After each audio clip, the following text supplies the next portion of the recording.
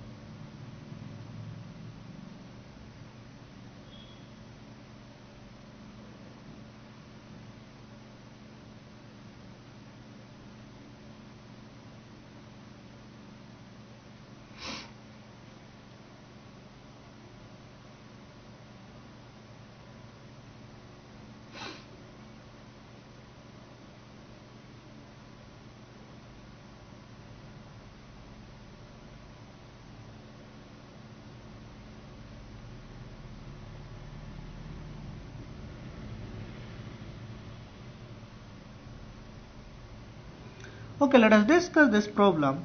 So we have a prism and a light ray is incident on angle theta A and the refracted angle is theta B. Here also the angle is theta B.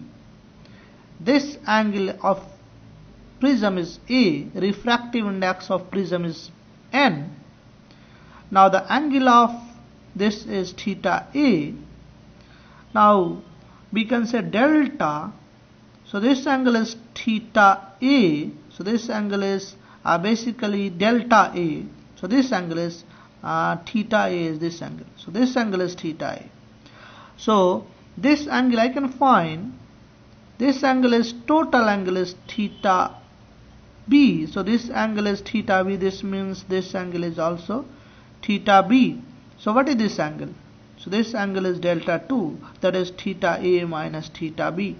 So let us say this angle is theta B. So this angle is also theta B. Are you getting or not? So this angle is theta B and this angle is theta A. So this angle is theta A minus theta B. So this angle is theta A minus theta B delta A. So let us rub it here. So otherwise you will have confusion. So delta 2 is nothing but theta A minus theta B. Similarly, what is the deviation at this phase? Now this angle is theta A, so this angle is theta A. Now this angle is theta B, so this angle is theta A minus theta B. So now you can say deviation at first phase is theta A minus theta B and deviation at another phase is also theta A minus theta B.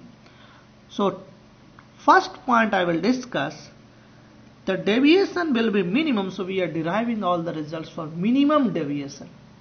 And the deviation will be minimum only if rays are symmetrical. So this means if a light ray is going from this way and going in this way, the same thing. Now the process is reversed. If I throw a light from this phase, it will come through this phase. This means this angle and this angle has to be equal. So this angle and this angle is equal. Similarly, symmetry says this angle and this angle has to be equal. Because you see the principle of reversibility. If I throw a light from this phase, it goes like this. Now if the deviation is minimum, if I apply the principle of minimum path, if I throw a light from this phase, it will go something like this.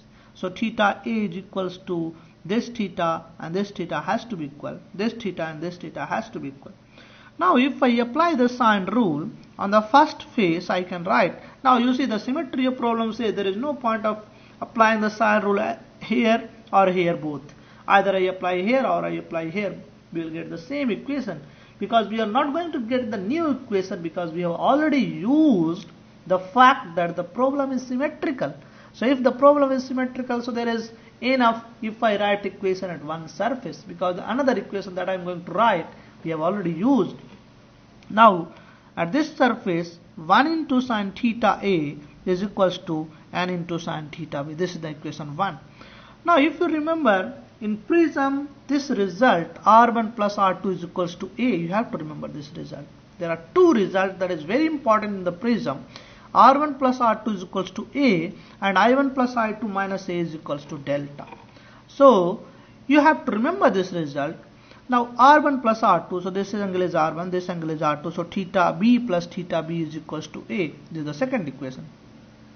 Now delta, we have already said this is delta 1, this is delta 2. Delta 1 is theta A minus theta B plus another delta is theta A minus theta B. So total delta is 2 times theta A minus theta B. Now the same result you have got if you have, so delta you have got if you apply theta A, I1 plus I2 minus A is also delta. So you see I1 plus I2, I1 is theta A and I2 is also theta A, so this is 2 theta A, so this is simply 2 theta A. I1 plus I2 is 2 theta A, I1 is theta A, I2 is theta A, and this minus A, so this is 2 theta minus A. You are getting same result here, 2 theta A minus 2 theta A minus 2 theta B, and 2 theta B is same as A. So again you are getting the 2 theta A minus capital A. So you can get the delta either adding delta 1 plus delta 2 or simply applying that is I1 plus I2 minus A is equals to delta. Generally people prefer to apply I1 plus I2 minus A is equals to delta. But the fundamentally you can find delta 1 plus delta 2 is equals to delta. Now we have three equations. Now we can solve for delta. This task is not very tough. So now things are easy, just solving the three equations. So let us say if I try to solve these three equations, this is the now you have written, if you have written, so I can write delta can also be written as 2 theta A minus 2 theta B. 2 theta B is A, so 2 theta A minus capital A. Now delta from here. Now 2 theta A from equation 1 can be written as sin inverse n sin theta B. You see your copy, you will find. So theta A is written as sin inverse n sin theta B minus A. If I take this A this side divided by 2, and if I will get something like this, and if I take sine both sides, I will get the result. Just verify yourself you are getting or not.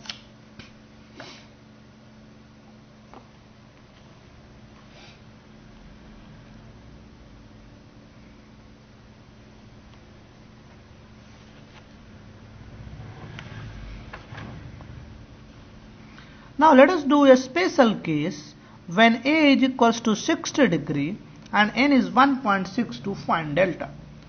Now if you find using this formula, I will find delta is equals to 48.19. You do this one. Sin A plus delta by 2 is equals to n times sin A by 2. And you will take the sine inverse of the given function, you will find delta comes out to be 48.19 degree. Now let us say calculate for, now red light and violet light we will have different refractive index because refractive index depends upon wavelength. Red light has a wavelength of 700 nanometer and violet light has a wavelength of 400 nanometer. So both light will have basically different wavelength. You see from here, if you decrease the wavelength, refractive index increases. So this means refractive index something to inversely related to the wavelength. Basically there is a Cauchy equation, and this equation says refractive index is given by some constant plus b by lambda. We have some more higher terms, but if I neglect the higher terms, and this equation is called Cauchy equation. So you have to remember this equation.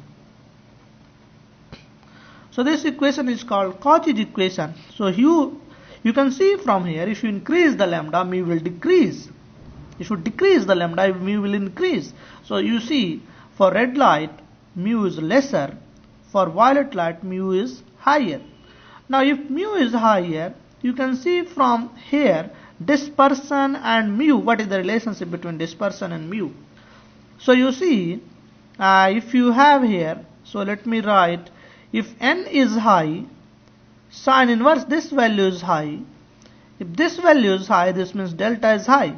So this means for the light that has more refractive index, that will disperse more. and that happens with violet light. So this means violet light will disperse more with the red light. So if I calculate this value, you calculate these two value, dispersion for red light and dispersion for violet light. If you calculate, it will come 46.26, another will come 47.22. I will wait for 1 minute. You just try to calculate delta R and delta V if you have the calculator.